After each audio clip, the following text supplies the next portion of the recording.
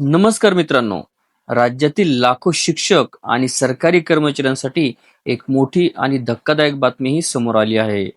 जनगणनेच्या कारणावरून राज्यातील सर्वच बदल्या थांबवल्या गेल्या आहेत. मात्र आता या निर्णयावर मोठा वाद निर्माण झाला आहे. केंद्र सरकारचे स्पष्टपणे सांगितले होते की जनगणनेच्या कामासाठी नियुक्त केलेल्या कर्मचाऱ्यांच्या बदल्या करू नयेत.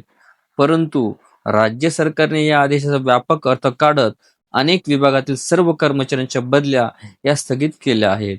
यामुळे अनेक शिक्षक, केंद्रप्रमुख आणि कर्मचारी अडचणीत आले आहेत. विशेषतः दुर्गम आणि आदिवासी भागात कार्यरत असलेल्या कर्मचाऱ्यांमध्ये मोठी नाराजी पाहायला मिळत आहे. महाराष्ट्र राज्य केंद्रप्रमुख असोसिएशनने हा निर्णय अन्यायकारक असल्याचं म्हटलं आहे.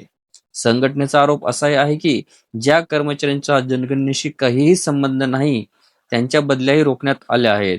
काही विभागांनी मात्र निवडक कर्मचाऱ्यांच्या बदल्या केल्या असल्याने शिक्षक आणि केंद्र प्रमुखांसाठी वेगळे नियम का लागू केले जात आहेत, असा सवाल सुद्धा यावेळी उपस्थित करण्यात आला.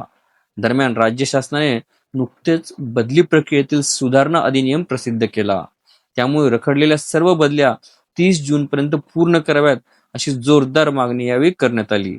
आता राज्य सरकार या मागणीवर काय निर्णय घेणार, शिक्षक आणि कर्मचाऱ्यांना दिलासा खरंच मिळणार आहे का, याकडे सर्वांचे लक्ष लागून राहिले आहे.